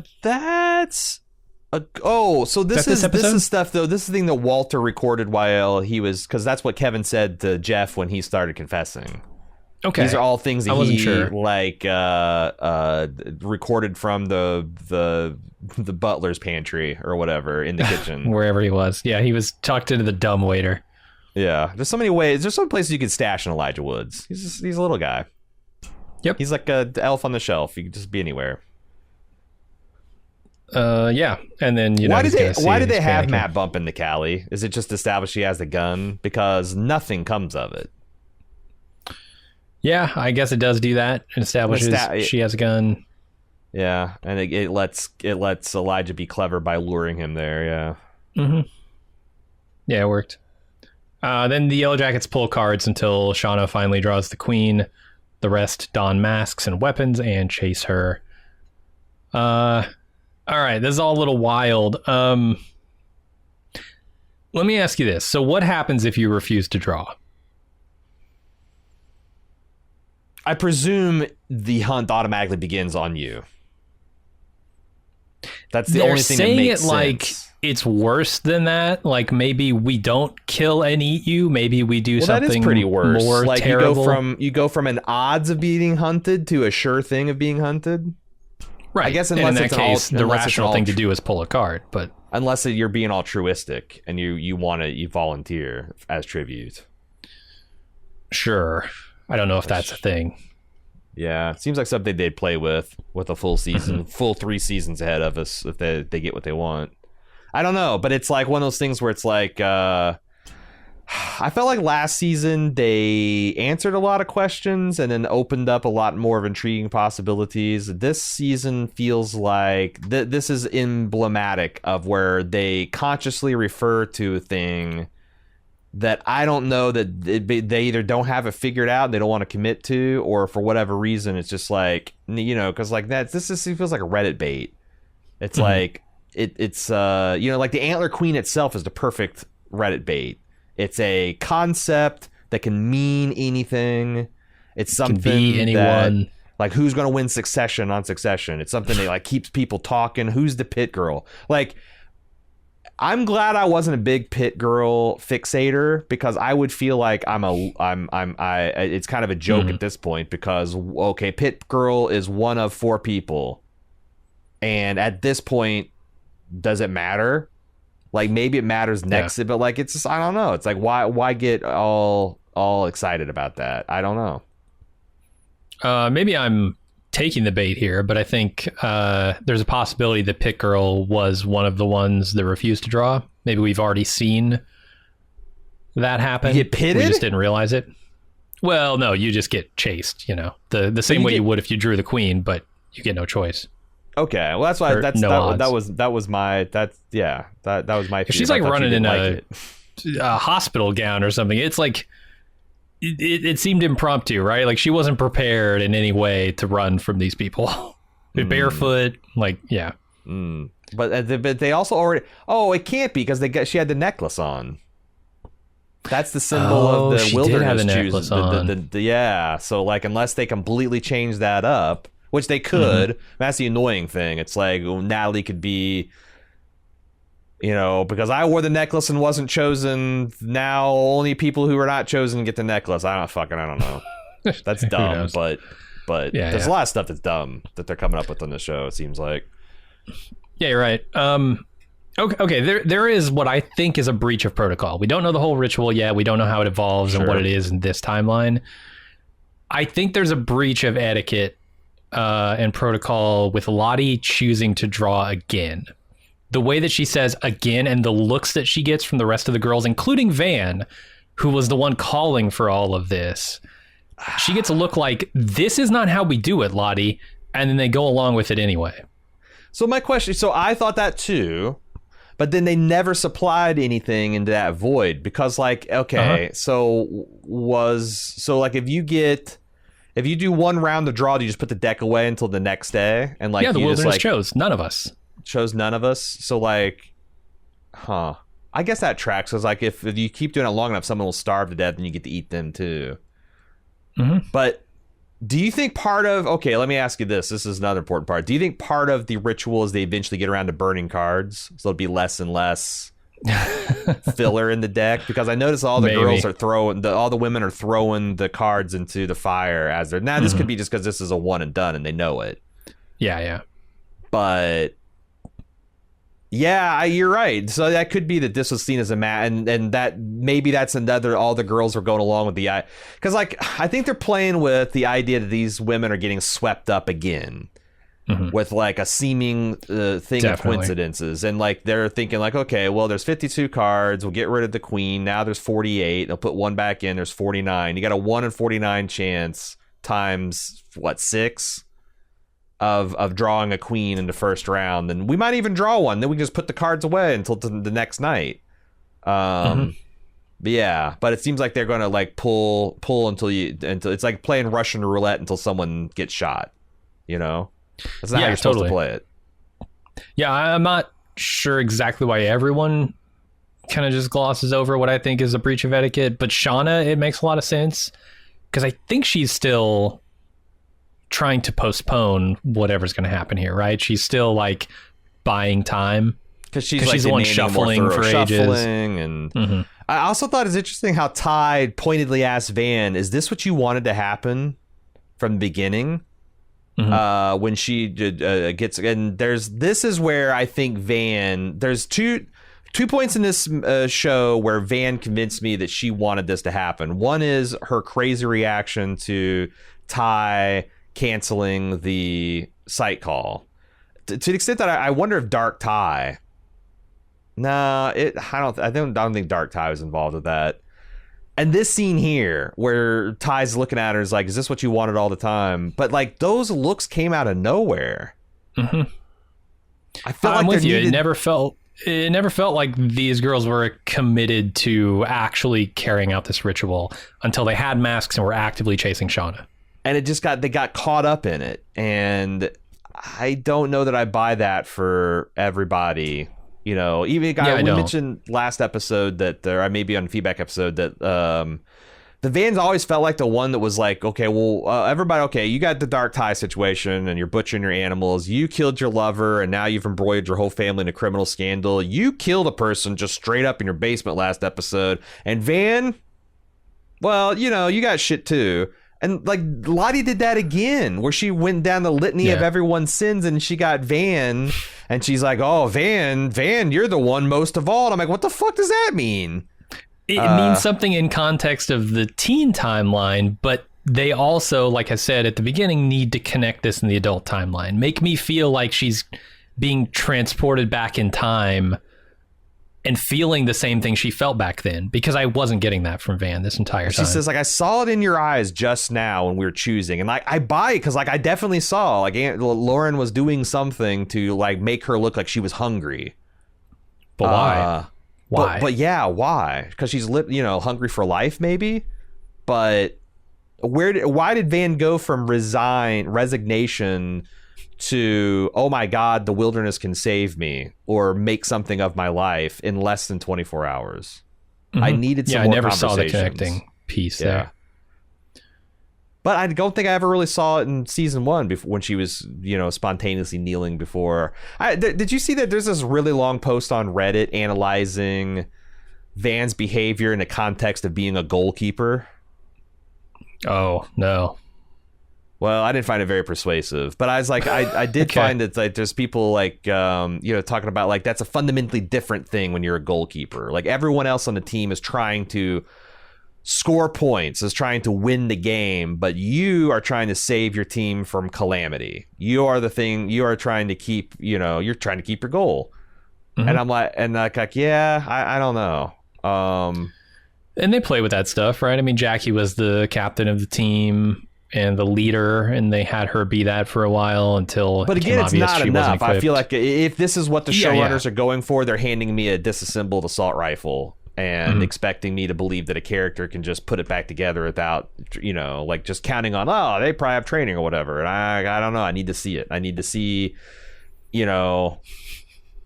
like Van saying something like, you guys never understood me. I'm the goalkeeper and you're the striker and the blah and the left quarter fielder, and Lottie is definitely football's the Royale life, right? McCheese, and only a goalkeeper can understand.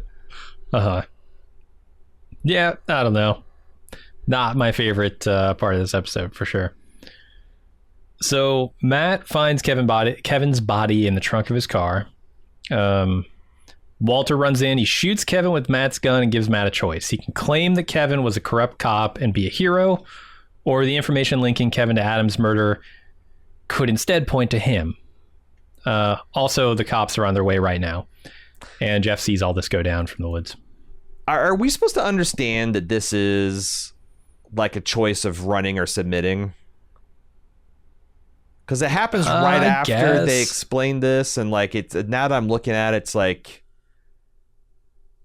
here's 3 dudes talking about the inevitability of these choices being made right on the back of Lottie and them, like the turning on Shauna and giving her a choice to run or submit. I don't know.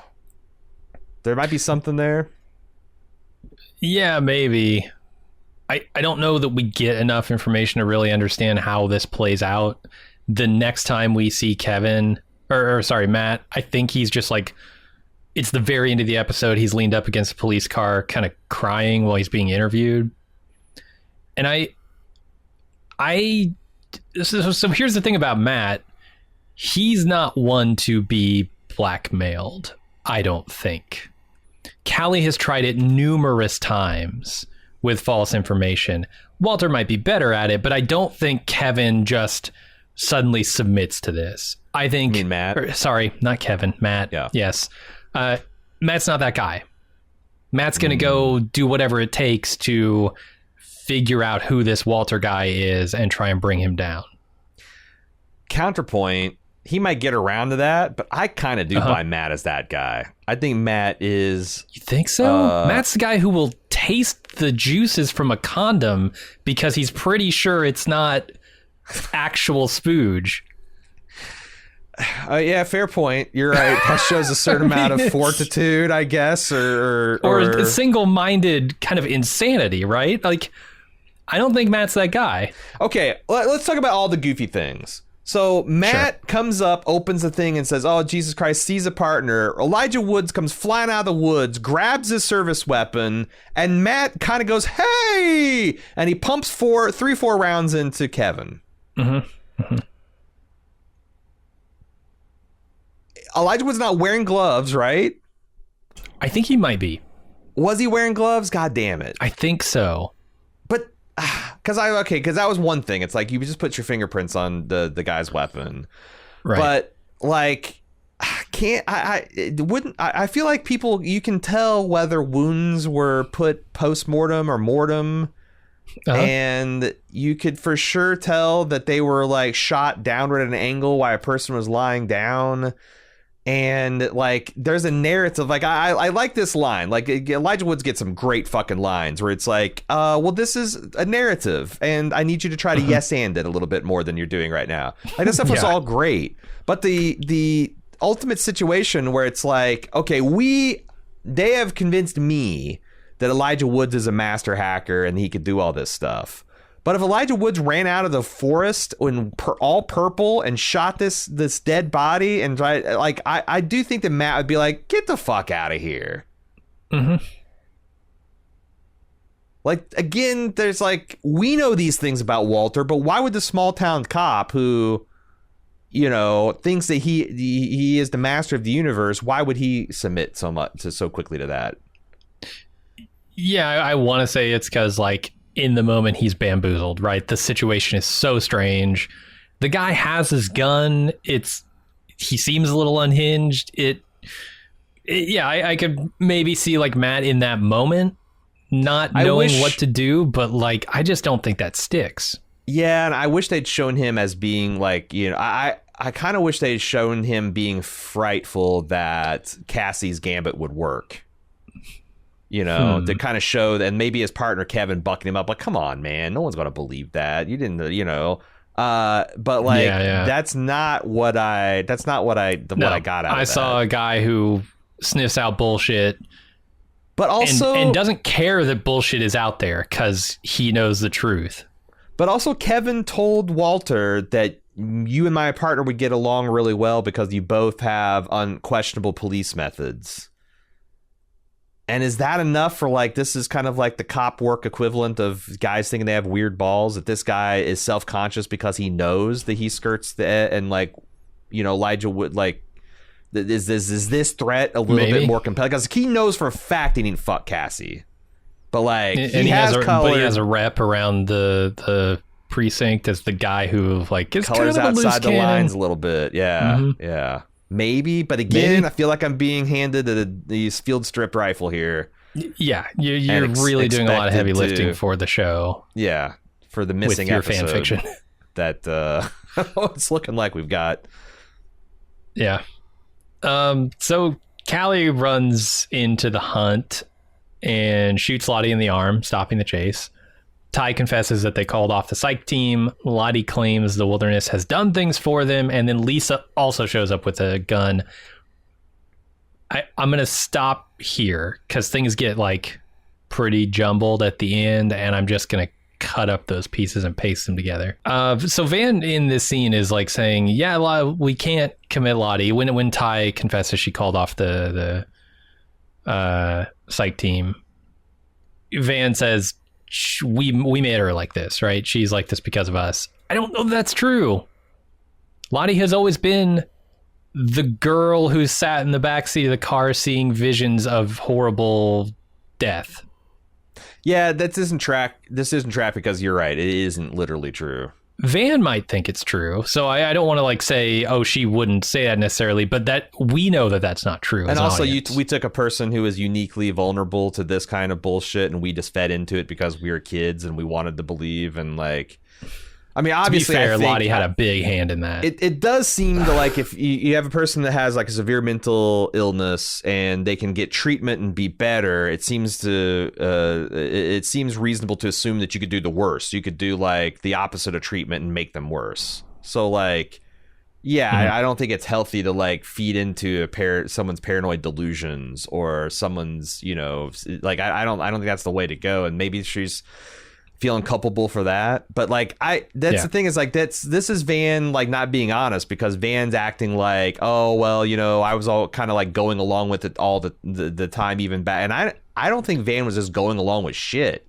I think Van was a true committed believer, not all the time, but when they got hungry. There's even this line here about that the wilderness is not evil. It's just hungry like us. And I feel like that's the key to understanding all this, is that people do crazy things to survive. You can be so hungry that you would do stuff that you would swear that you would never do on your worst day. And that's Van. And this is like the wilderness is just their fig leaf to cover their own amoral actions. Yeah, that makes a lot of sense. What doesn't make sense here is Van's argument. Van is saying, we can't commit this person. We can't commit Lottie because we made her like this, essentially, by playing into her delusions. Yeah. So you're trying to help her by doing what? Playing into her delusions. Yeah. What are you arguing for here? That this is somehow that honoring the wilderness as adults is somehow going to make things good for Lottie? And for the rest of you? We have to figure this out ourselves. Well, what is the end goal of figuring it out? Lottie not being insane? Lottie not being committed? Right. Everyone still breathing at and the end of the night? And is this the path to that? Leaning into her insanity by conducting rituals that will end up in the murder of yet another one of your friends? Like, none of this makes sense. Even when you break down her argument as presented on screen, it just does not make sense. Yeah, that's the real problem. Is like some of this stuff in isolation can work in a moment with the performance and the dialogue, but then you think of like, okay, but why? What is the, again, what does Van think success is here? If she's the goalkeeper, what is her goal that she's keeping? And that's where it just really breaks down. And it could be that we just don't know enough, but like, why don't we know enough about this conversation? You're these women playing are moments having? that I need to know enough about in order for them to work. Like they're but so you're playing them heavily without that information in their personal code and experiences that at the end of 2 seasons I can't decipher it. Well, that's a problem. Yep, I agree. They're kind of putting the cart before the horse on some of this stuff. Have we gone back to 97 when Lottie comes out of her bedroom and Van's telling a story? Have we got to that part yet? Yeah, let's do that now. Okay. So I'm going to go. There are 2 threads here. There's a 96 that goes to the end of the episode and the current day that goes to the end of the episode, and they're kind of intercut, but I'm going to split them up here. Okay. So let's talk about 1996. The girls welcome Lottie back to the land of living here. Van tells them all a story about the wilderness as Coach sneaks around outside with a rope. Lottie claims that she can't hear the wilderness anymore and appoints Nat the new leader. And Nat accepts the role and everyone accepts her. You know what? Let's stop there because there's kind of the end of the episode is a moment that we can talk about in isolation. So yeah, this is the story part. And this is where I feel like this is from the better written version and not as chopped up version of the show, because like this stuff tracks really well and it works thematically. That like Van is telling a literal narrative about this just so story about this cabin and how it's taking care of them and how it was lonely and how it wanted them there. And the coach is about to destroy their narrative because somebody outside is going to come and burn, like, oh, you think this cabin is here and it's there to protect? Well, I'm going to burn it down. I think there's something really interesting about the Walter's narrative and this narrative and the narrative that the women are telling themselves. But it's like, it just doesn't quite come together because thematically it works. Like if I'm just having a conversation with you, I tell you, oh yeah, Yellowjackets made this really interesting thing about narratives. But like specifically when you try to tie it to the episode, it kind of falls apart. And I think it's because of the pacing. I think it's because we're missing some information that maybe these scenes were written with thinking that you would have in hindsight, or they wanted to make it intentionally more mysterious, so they took that stuff out. But for whatever reason, it's like, and again, something that seems like it should work really well, and it just doesn't. And it's a shame. Yeah, I like the beginning of the story. She doesn't get to finish it because Lottie kind of stands up and interrupts. But and the narrative is destroyed. But I think it's like intentional too. Yeah, totally. But I could see this as Van kind of channeling the wilderness here, right? Listening to the wilderness. It hears us and we hear it. And it's a purpose. This might be the literal beginning. Like the wilderness may have literally built this cabin, if you want to go supernatural, right? To attract people there to do whatever it's doing and or maybe just not to be lonely, to have friends. I don't know. I think there's something creepy and interesting and like otherworldly about that was really compelling. Yeah, and like Lottie said, hey, I was the only one that knew how to listen, which possible code for I was the only one that was off medications and mentally ill. I've taught you all now how to listen, so now that's not the important part. Now we need a strong leader, and that strong leader is Nat. And they pan around and you can see like Misty and Shauna are hungry for it. They're like, oh my God, this is me. And Ty was also in there. There's like a 3 reaction shot where it goes like Ty, Misty, Shauna. And then Natalie's chosen. and she kisses the ring. Let's talk about the different reactions. So Lottie just obviously submits to Nat's authority. Misty is extra about it. She does this elaborate curtsy. So does Travis gives her her heart. Yeah, Van kind of like cuddles her arm. Shauna is conflicted. She goes up there and is like confused, and she kind of like gives her a nod. And is this the thing I've been waiting for all season? Because I thought this is what we're going to get in the we're going to get an adult struggle for supremacy.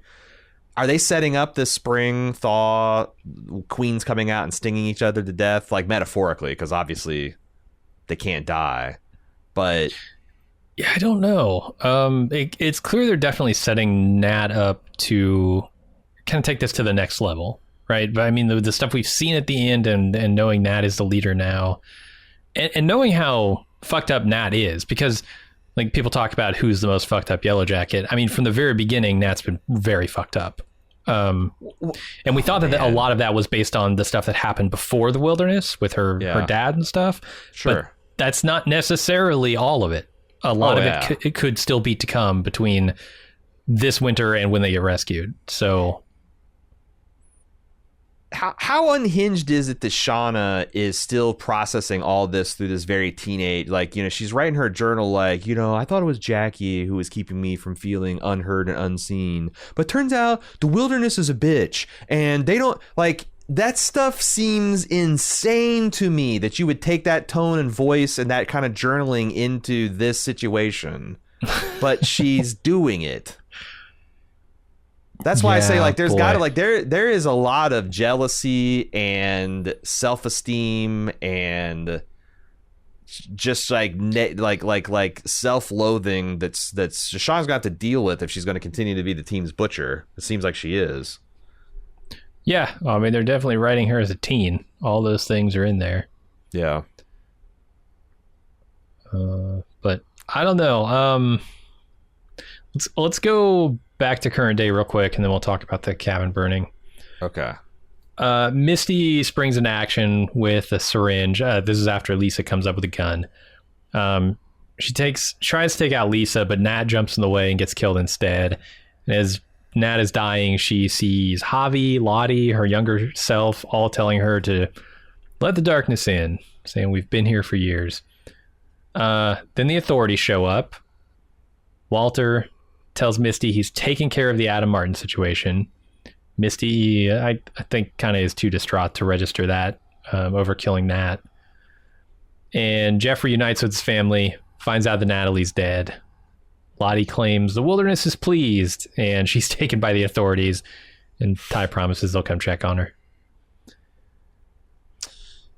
Yeah. What did you make of what Lottie asserts that Natalie was always the wilderness's favorite? Because up to this point, that was an interesting piece of information to me, because like I wouldn't say that was true. Lottie is the wilderness's favorite? I mean, no, she said Nat was. Lottie said Nat was the wilderness's favorite. Right.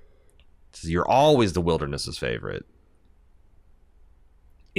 We just don't have the context for it, right? I mean, that's the thing. There are, well, I guess always implies from the very beginning. So we're we're a quarter of the way through the wilderness experience. Always, I don't know. And then there's nothing. This is just-in-time storytelling. It's something that they want to assert, but like I don't think there is any evidence to imply that that's true. So I've seen many a narrative spun that with like siblings, where one sibling acts out. And this is the Jesse Pinkman story, right? Where one sibling acts out and gets in trouble, and the parents like get pissed off and try their best to correct their behavior and fail. And then the little brother, who has always been, you know, straight-laced, never got into trouble, comes in and says, "You were always our parents' favorite." Yeah.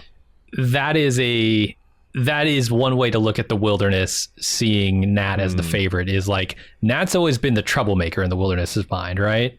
She's the one who didn't believe. She's the one who's talking shit about the wilderness. And so it's fixated on her. Maybe that's what she means. Okay. Again, feels a little partially disassembled rifle, but I guess that does track from a certain point of view. Yeah, it's from a certain point of view for sure. Are we positive that Natalie's dead? Yep. I mean, she's currently dead. Will she stay that way? I don't know, but at first I thought, well, because like, do we actually hear? Yeah, when the paramedic comes up, they actually say that she's dead, right? She died of an overdose. Because like, I remember very strongly thinking as soon as Misty stabbed Natalie, it's like, oh, well, Misty is going to have a shot that would incapacitate a normal person, but because Natalie is habituated to drugs and whatnot, that it's not going to, she didn't use enough, and she's going to narrowly survive. But then, by the time Lottie shows up on the plane and tells her to give it up, like let it in, that seemed like that was that. But I think that's that, and I trust Misty when she says she killed her best friend. Anything we can glean from the in-between place? This is Natalie on the down plane. We see people that are dead there, but we see people that we also know are still alive there. We saw her own self there. Like, I don't know that you can, draw too many conclusions from this death vision here.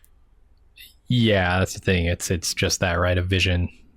It's not real. I get a Final Destination vibe for sure. We've talked about that before, but this felt like a Fated kind of thing. Yeah.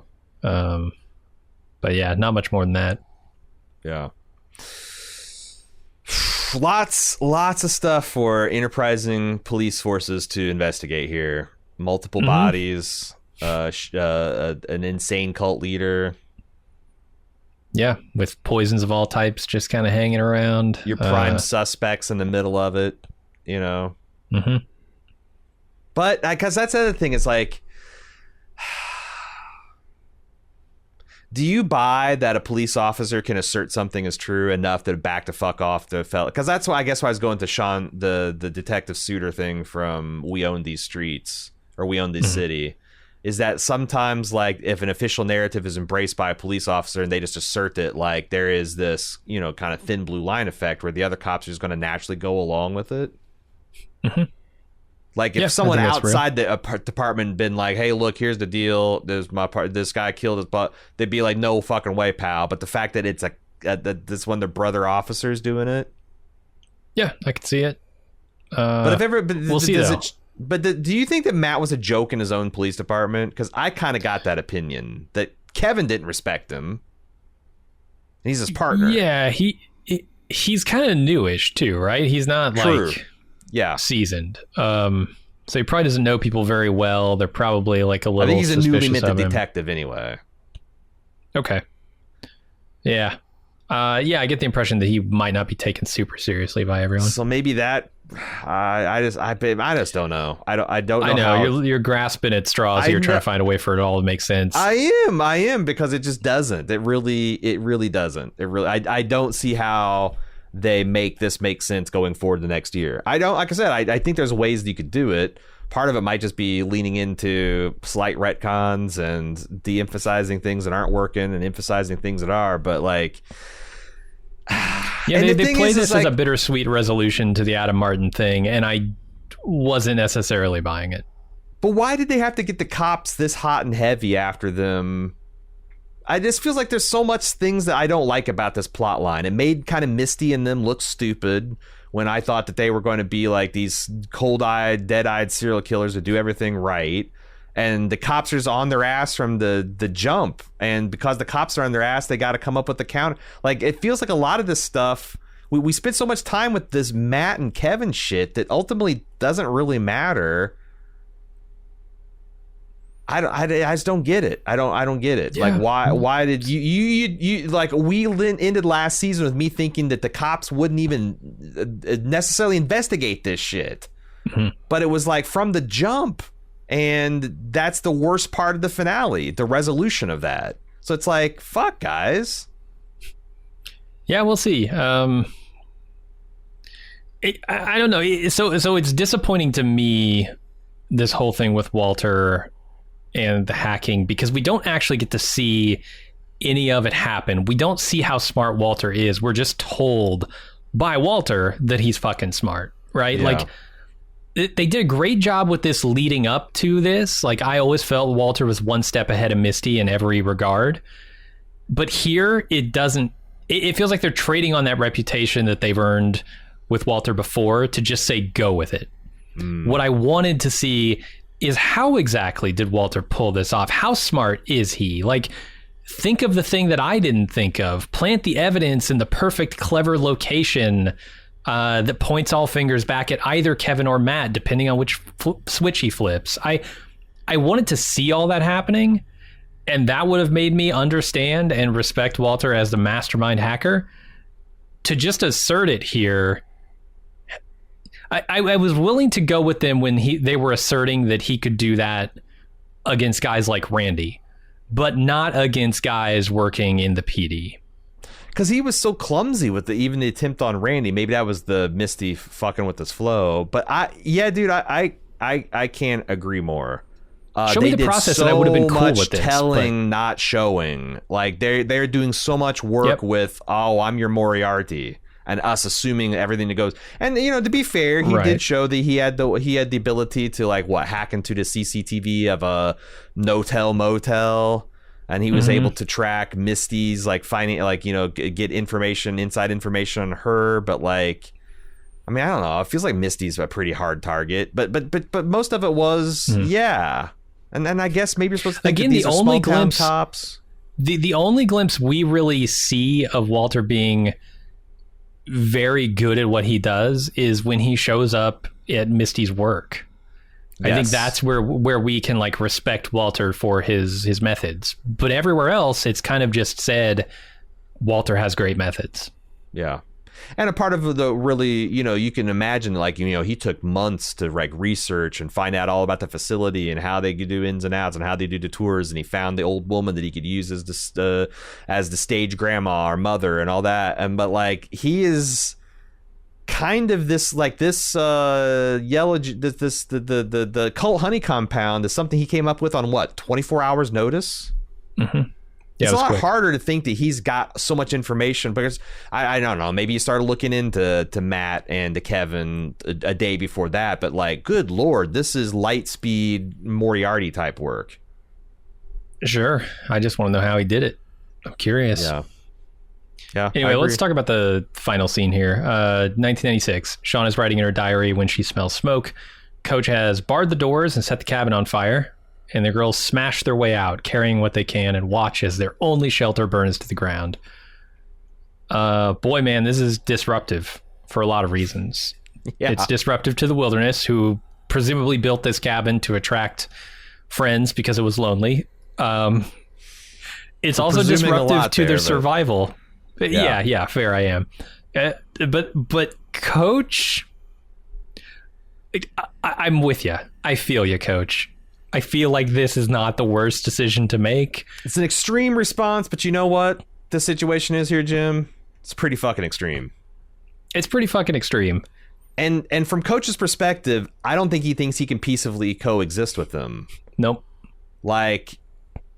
He knows at some level that Ty has to know where these geothermal vents are. And it's only a matter of time before they'll find him and eat him too. Yeah. I'm with him. This is self-defense in a sick and twisted way. Yeah. I agree. It is interesting to see I love how the chorus goes crazy when the coach starts, burning them down. I thought it was interesting that Natalie was the first one out by people's insistence. She's already taking Lottie's place of supremacy. I don't get why Van orders Ty out as the last to leave because she's, I guess, the goalkeeper. I noticed that when I was looking at all the girls' reactions, they all are shell shocked, but at the very end, Lottie starts laughing hysterically, which I thought was a nice touch. But there's a couple things that I want to talk about in terms of next season. There's only 9 left. And only Jin, Mari, Melissa, and Akila can actually be killed. And I don't think we really care enough about any of them. Like, they've done the most track laying for Aquila, but like all the others are kind of question marks, or I'm actively antagonistic to. The whole Pit Girl thing seems to be super beside the point. So that's a problem. Like, there is not much puzzle box in that we care about in the 1996-97 timeline, which has been, I think, the stronger of the season. They also have this really weird like crane shot that seats goes up and up, and they show that there's like this black smoke bellowing into the air. Are they suggesting that maybe that's something that could be seen from a distance? I was wondering, yeah. It's nighttime, though. It's nighttime, and who knows where they are. Very remote. Yeah. And they're not still searching for these bodies actively, right? They're not out there with planes flying overhead going, well, maybe if they got off course here, they could have gone down there. Well, we also know that there's at least one more winter. So, like, they're nowhere near being rescued. Oh, for sure, yeah. But you're right. They're probably not actively searching the area, too. Mm-hmm. Yeah, there's no chance they spot this and get rescued. Which brings me to another question. Like, they've only got a handful of people who they can kill. I assume once we get out of the winter, it's going to be a lot more subdued for them. And we're going to have a period where there's some reflection on the things they did during the winter. And then we're going to get to the next winter and it's all going to happen times 10, right? Well, I mean, I think in the spring, there's going to be one more like breach where the girls go fight and squabble and they fight for supremacy, and there's a lot of recriminations and like, well, you're crazy and you did. But yeah, I think that's broadly how it's going to go. Because you just don't have enough people left to eat to sustain you through a whole year. Do you think that we just saw the last of the like really bad? Because like it almost strains my belief that these girls can survive another couple weeks of winter in their state with the clothes that they've got and the shelter that they don't have. And it's one thing if you had all summer to prepare, but like, how the fuck do you prepare for sub-zero conditions when you got the clothes on your back? And the blankets you were able to grab. I did like that they were grabbing the warmest shit they could find. Yeah. It's remarkably rational thinking in an emergency situation. Yeah. But so what could they do? I guess they have the meat shack, right? You could pile some girls into that. There's only 9 try left. And keep it warm. Yeah. Are they all going to live in a geothermal vents? Yeah, Ty might be able to take them to other cave trees, which is going to force Coach out, right? I mean, that's the scary part for Coach is he inadvertently left himself nowhere to hide. So also, Nat and Travis know where another geothermal vent is. They found it and marked it on the map. They didn't know its significance at the time. I still don't think they do. Like, Coach doesn't say, oh, Javi was hiding underneath one of the trees marked with the symbol. Right. He says, I know where Javi was hiding. You're right. And that's it. You're right. I don't know if there's enough for them to put that But Ty together. could take them to one, for sure. Like you said. But maybe if like Ty and Nat somehow have enough information, they could put it together. Maybe. The other forward-looking thing is right before they pack Lottie off into the hospital wagon, and Van and Ty are, giving her like, oh yeah, we'll check in after you. She says, we gave what you wanted. It's pleased. You'll see. And she looks at Van. Is Van's cancer going to miraculously go into remission next season? It's possible. Because also, I don't know what other effect possibly could, unless the wilderness is going to quash the legal beef. It's not Walter so much as the wilderness. Yeah. The wilderness has a team of lawyers. And Nat they're going to send a cease and desist. Take care of the whole thing. What does it mean if Nat was the wilderness's favorite and she wasn't supposed to die? Because I don't think... Well, of course, there's anything. Yeah, I gotta say, I was sweating. I was sweating through weeks 6 and 7, but these last 2 weeks, I'm getting more and more convinced that team rationality is the supreme. We're gonna prevail. We're gonna prevail, people. It's possible. This could be the wilderness, bringing Nat to it. When you die, maybe you. I don't know, have some stronger connection to the wilderness if this is like supernatural. Yeah. Any other points we can think of that are going to be germane to next season 3? If guys, just like the Showtime did renew this for 2 full seasons, 2 and 3. I wonder if they're kicking themselves thinking they should have filmed them back to back, but well, especially with the writer's strike. Because that's the thing. Yeah. I would say I'm about 50-50 whether we get another season after I looked at the ratings, people's reaction this season, and the fact that there is a perfect out in terms of a writer's strike for HBO to like get out of the contracts and all that kind of stuff.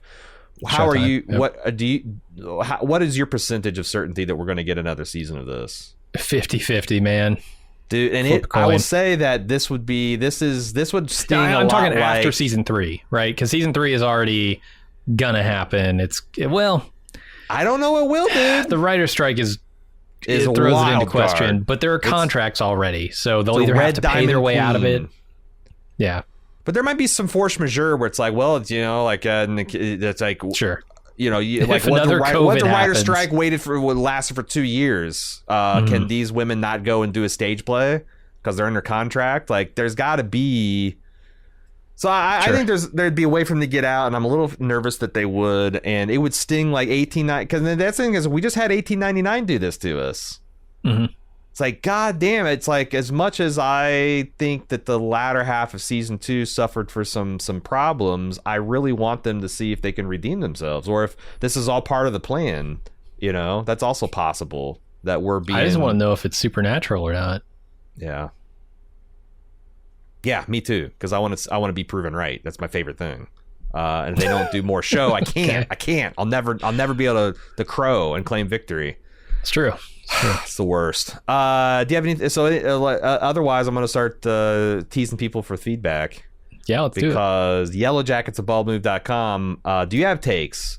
Are you optimistic about season 3? Are you 50-50? Are you 90-10? Do you think this is still a good show? Are you over it? Do you buy that Walter is a mastermind hacker? How many disassembled rifles were you asked to assemble in this episode? Yellowjackets at baldmove.com. We want to hear it from you. We'll be back later this week to wrap up our season 2 coverage of this. We're this week spinning up our coverage for Star Trek Strange New Worlds. We've got a bevy of shows coming and returning in June and July that we're excited about, including Foundation. I know is one that we're definitely going to be doing. So if this is your last stop on the Yellowjackets train, well, I hope you subscribe to us at Bald Move Pulp and Bald Move Prestige. That's where all of our content winds up, because we're going to be doing some cool stuff the rest of the year. We got Spider-Man Through the Spider-Verse, first run movie we're reviewing this week. Tons of other stuff. And you can follow all of the things we're up to at twitter.com/baldmove. And if you've liked our coverage this year and you want more Bald Move content, ad-free Bald Move content, I highly recommend supporting us at support.baldmove.com. All right, you got a couple days to get your feedback in. Yellowjackets at baldmove.com. We'll be back later in the week to wrap up this season. Until then, I'm Aaron. And I'm Jim. See ya.